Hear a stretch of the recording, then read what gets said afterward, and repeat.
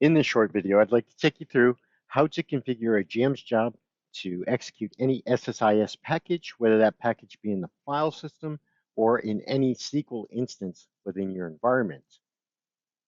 Now, to start off, let's select the home screen shortcut from the shortcut menu.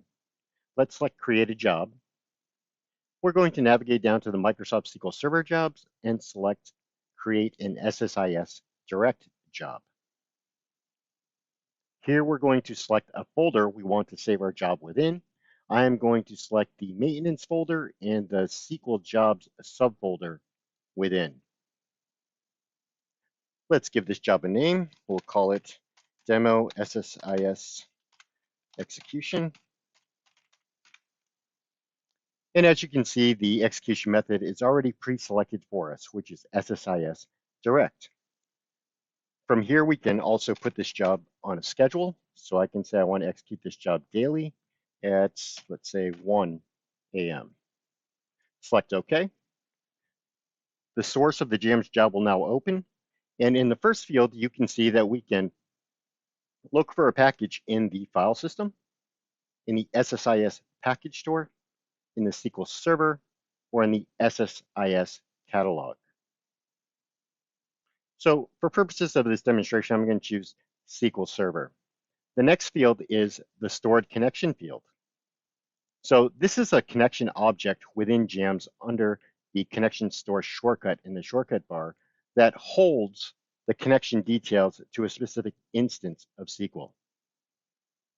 Now from here, we can drop down the package and we can select, I'll just select, these are built-in packages that ship with every SQL instance. We'll select the database maintenance package to execute. Now, I do want to point out, if you selected the SSIS catalog and you have integration services, you'd be able to select the catalog, the folder, the project, the environment, and if the package is 32-bit, we can force this to run in 32-bit. Okay, I'm going to go ahead and save and close this job. I will then navigate to the definition shortcut. We'll select the maintenance folder and the SQL jobs folder within, and we can see the demo SSIS _ execution job that we just created. We can right click this job, select submit, and then we can go to the monitor view to see the execution of that job. And as we can see, it is already completed. If we double click on this entry within the monitor view, it's going to bring up the log file for this job.